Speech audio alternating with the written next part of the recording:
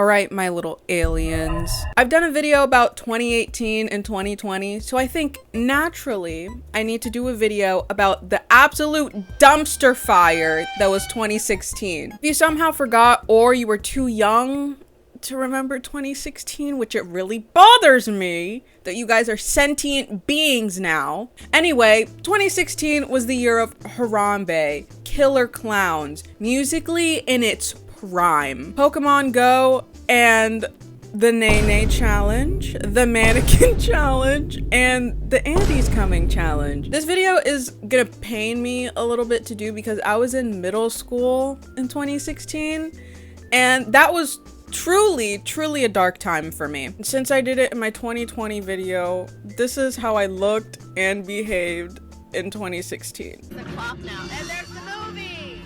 There's the movie! I was at the height of being like a cringe band kid. I played the trumpet. I was in jazz band. I was in my school's honor band. I was anything band related. I was the most insufferable little shit. It's crazy. Do I need to do my Duolingo? Y'all, it's 11:56 at night. Guys, I have to take a pause and do my Duolingo really quick. I did my Duolingo and now I want to talk about Musically. Jacob Sartorius, Baby Ariel, They Love Ari, Danielle Cohn were some of the faces of Musically in 2016. Musically is now TikTok. On Musically, we would lip sync. And that was it. Do you guys remember that Baby Ariel? Oh my god. Do you guys remember when Baby Ariel went on Good Morning America and she showed the host how to make a Musically? I can't watch that interview. Like it makes me sick. It makes me, oh my god.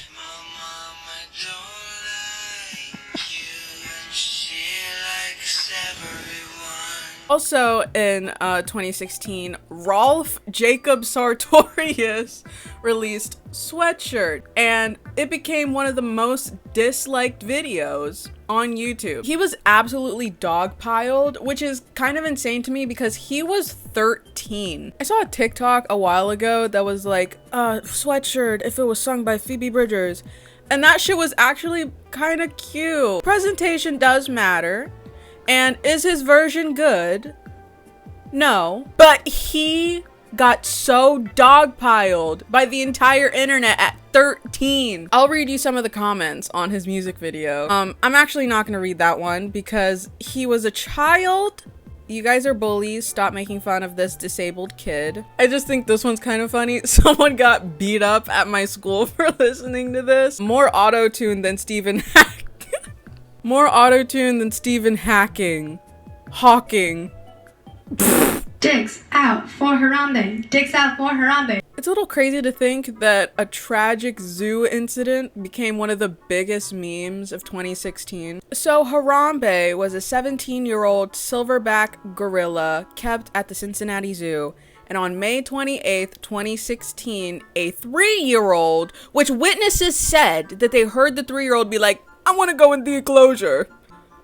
Where are his parents? I don't know. So this 3-year-old climbed over a 3-foot fence, went through 4 feet of bushes, and then fell 15 feet into shallow water into the gorilla enclosure. And then Harambe, I'm not laughing because I'm laughing because it's insane. Harambe grabbed the 3-year-old and started dragging him around the enclosure. I'm sorry, it's not funny. Harambe then carried the kid up a ladder, took him out of the little moat thing, and got him on dry land. And then Harambe was shot and killed by zoo officials. Was the kid dragged by this silverback gorilla?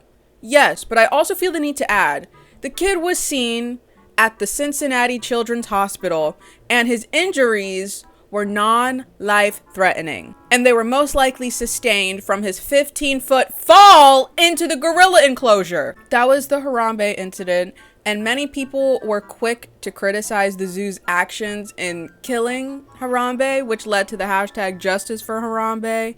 And then it That turned into a meme and then led to that picture of Harambe. This is not funny, actually. It led to that picture of Harambe in the sky with the clouds, and it led to the saying, "Dicks out" for Harambe. I will keep most of my opinions to myself, mostly because this happened 8 years ago, and this opinion has been heard over and over again. But why did the mom get off scot-free? If I was at a crosswalk with my child, I looked away for an extended period of time, and my child ends up almost getting hit by a car, and I shoot the driver? What sense does that make? Bottom line is, I don't think Harambe should have been killed. The mom should have been held accountable by zoo staff at the least, and my dick is out for Harambe. Moving on. Another thing that was non-life threatening: the killer clown epidemic. This was quite literally just mass hysteria, and the first few sightings of these killer clowns were a marketing stunt for a horror film. But some people who weren't a part of this marketing stunt decided to dress up as clowns and scare people with knives for funsies. These clowns were everywhere but my city. I remember me and my friends watching compilations of people getting scared by these clowns in their cities, and we thought it was so scary and real. But looking back, this shit was so clearly fake. Come here. Come here. I think everyone in my town was so desperate for a clown sighting that we just started making shit up with no proof whatsoever. And you were kind of just like, dude, that is like 3 degrees away from reality, but I'm still shitting my pants. I don't know how I forgot about this, but I remember there being like actual articles about like a clown purge that would take place on like the day before Halloween, and nothing happened. I remember being at school and everybody warning each other about it, and everyone believed that shit. So much so that nobody trick-or-treated in my neighborhood. Nobody.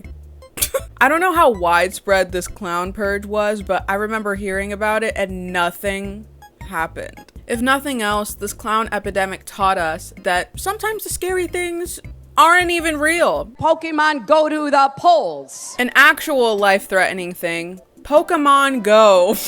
Trespassing on private property, distracted driving, walking into oncoming traffic, maybe costing Hillary Clinton the election. Pokémon Go was a cultural phenomenon. And you know what? I still play that shit. I've never seen a gaming app take over everyone's lives like Pokemon Go did, and I don't think we ever will again. It was truly a once-in-a-lifetime phenomenon, and it made everybody forget about personal safety and basic social etiquette. Like, can someone please tell me why there were Pokestops at the This is not funny, I'm laughing because it's insane. There were Pokestops at the Auschwitz State Museum, the United States Holocaust Memorial Museum, the National September 11th Memorial and Museum. Maybe not a good idea. People were arrested while playing Pokemon Go. People died playing Pokemon Go. Truly once in a lifetime. They don't make challenges like they used to. They really don't. We had challenges like the Andy's Coming Challenge, the Mannequin Challenge, and I'm sure you've seen this, but the Nene Challenge, unfortunately, was real. The Mannequin Challenge actually spawned out of nowhere. On October 26th, which is my birthday, on October 26th, some kid from Jacksonville posted the first known Mannequin Challenge video, and it went completely viral. Everyone was doing this shit except for my school. Once again, I have no memory of the Mannequin Challenge ever occurring. I remember being so jealous that other schools in the area got to do the Mannequin Challenge. Imagine being jealous that people 30 minutes away got to stand still for a minute straight while Black Beatles by Ray Shremmerd played.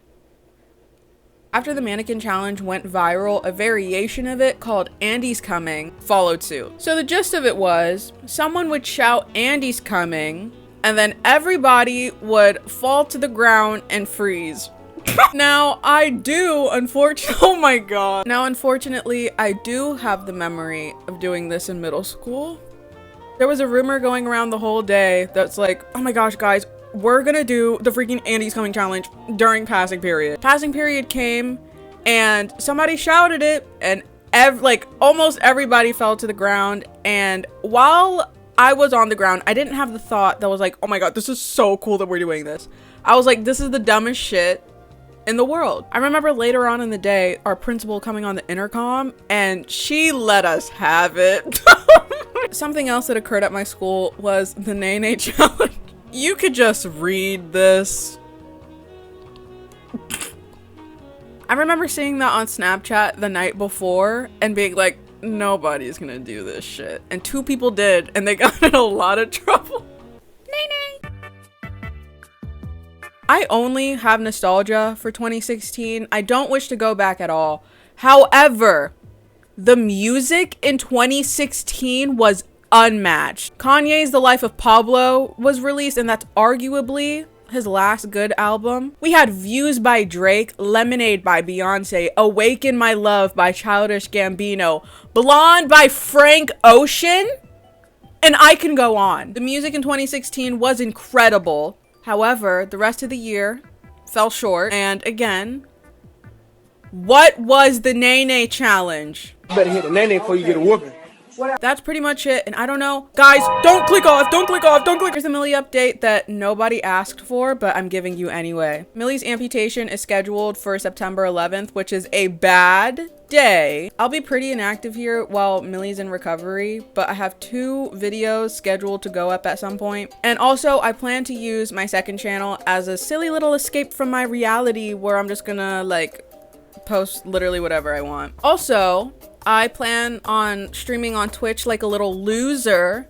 So if you want to go follow me over there. Anyway, that's it. Stop looking at me.